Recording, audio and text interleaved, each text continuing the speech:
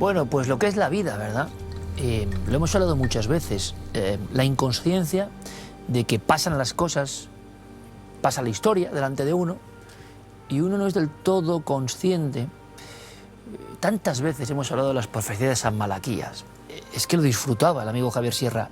Lux in coelo, flos florum. ¿Cuántas veces hemos hablado de eso? Pero lo veíamos como algo de una profecía del siglo XIII, o sea, remóntense ustedes, y que iría muy lejos. Y de pronto, pop, pop, pop, ya estamos en el momento clave.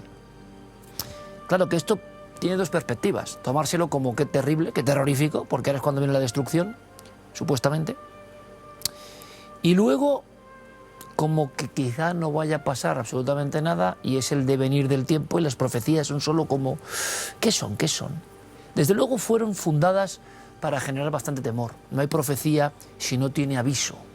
Y además, fíjense, claro, con todo lo que las religiones tienen de esotérico, porque, entiéndanme, muchas religiones, algunas más que otras, atacan, por ejemplo, lo misterioso, ¿no?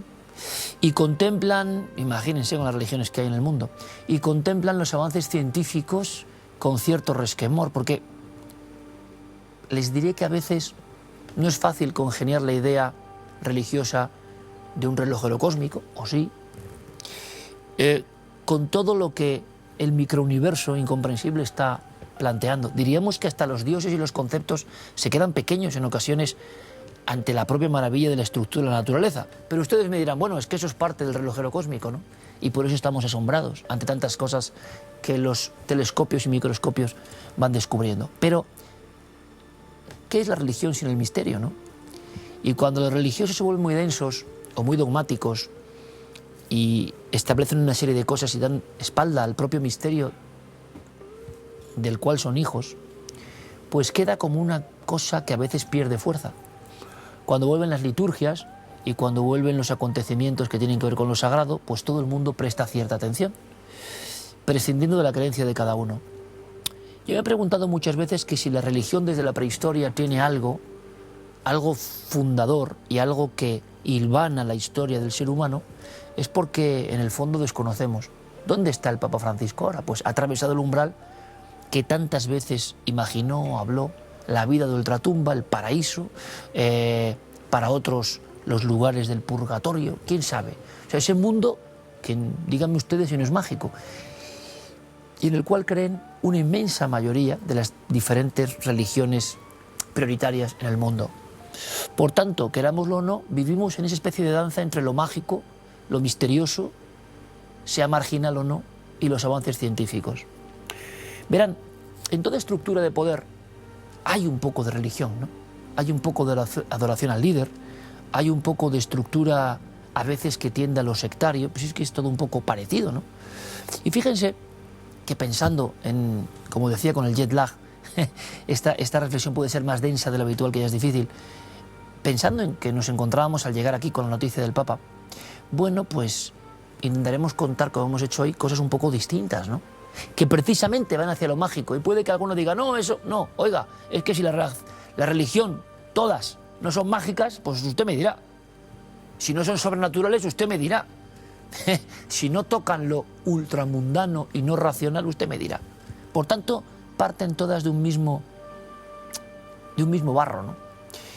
Y fíjense, en momentos de decadencia religiosa, que los ha habido, los habrá y los seguirá habiendo, hay religiones que no, que son tan dogmáticas y tan firmes, que ahí hay dificultad incluso para discernir, ¿no? Y en otras hay decadencias, como que no casan del todo, y luego hay momentos de reverdecimiento. Pero hay religiones pequeñas también, y religiones casi de andar por casa que se nutren de los mismos postulados.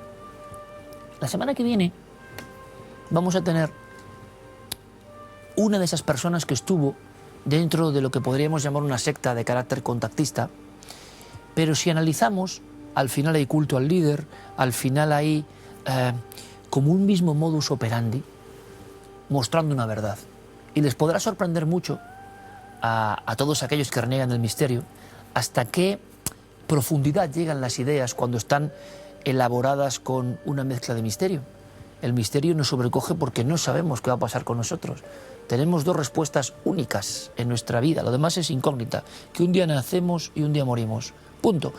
Antes y después y a veces en medio es todo un misterio, por tanto, ¿cómo nos va a traer el misterio?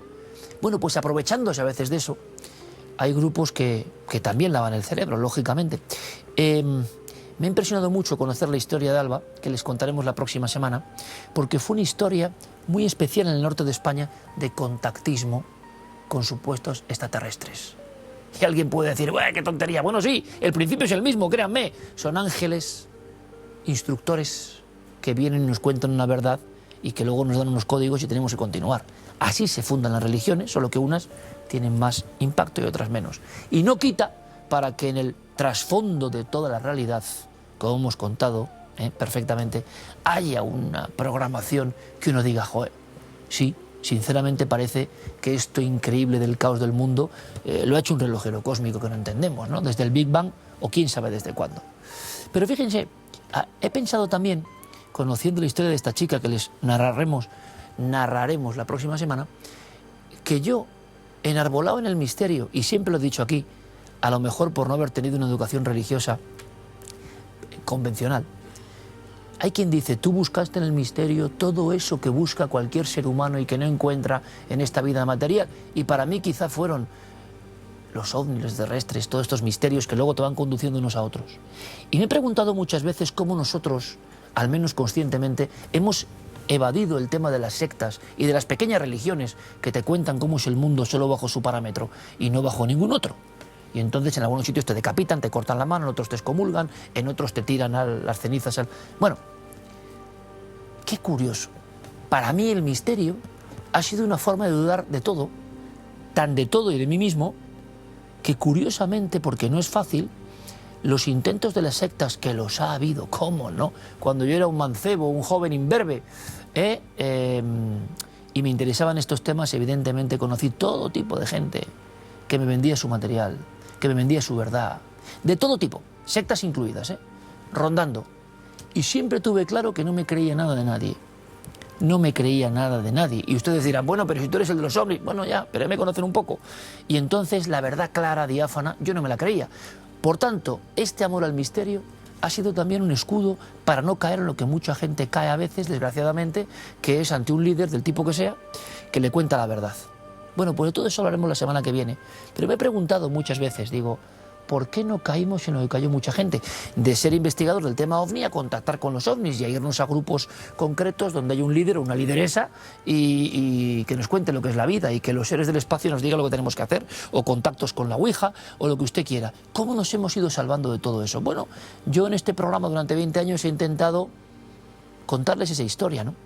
Que no tienen que creer a nadie, ni a mí, por supuesto, que no soy líder de nada, y que lo que hay que hacer es un sentido apasionado y entusiasta, pero crítico al mismo tiempo, de todo esto que vemos. Porque al final, ni la religión tiene la respuesta, ni la ciencia la tiene, ni los líderes y lideresas la tienen. Todo es mucho más mágico y extraño, y todos vamos en esta historia, ustedes, yo, perplejos, hasta por ejemplo saber que nos está tocando hablar de la última profecía de San Malaquías, ¿no? Pero siempre con sentido crítico, que es no acabar pensando que aquí está la verdad y que compro este pack, exactamente este pack. Por supuesto, respetando la creencia que usted tenga de cualquier tipo que sea. Porque si usted es feliz y le va bien y cree en ello, oye, fantástico.